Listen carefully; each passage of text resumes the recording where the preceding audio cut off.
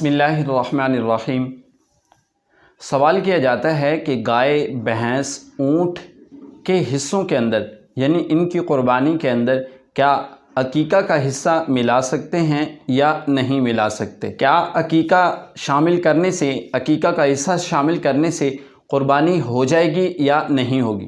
क्या ये दोनों चीज़ें जब मिक्स होंगी, इकट्ठी होंगी, यानी अकीका भी होगा साथ क़ुरबानी भी होगी, कुछ पतियाँ क़ुरबानी की हैं और कुछ जो हैं वो अकीका की हैं, तो क्या ये दोनों एक ही जगह पे, एक ही जानवर के अंदर इकट्ठा करने से क़ुरबानी और अकीका दोनों हो जाएंगे या नहीं होंगे?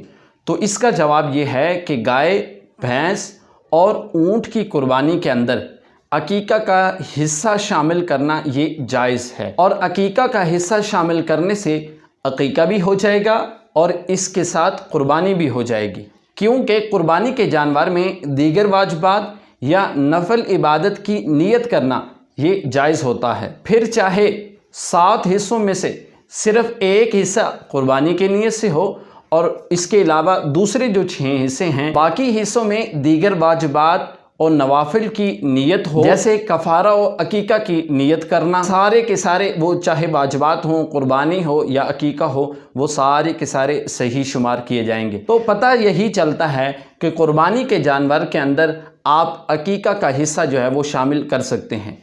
लड़के की तरफ से 2 हिस्से और लड़की की तरफ से 1 हिस्सा ये तस्वर किया जाएगा और शुमार किया जाएगा, और बाकी आप एक जानवर के अंदर 7 हिस्से बनाएं।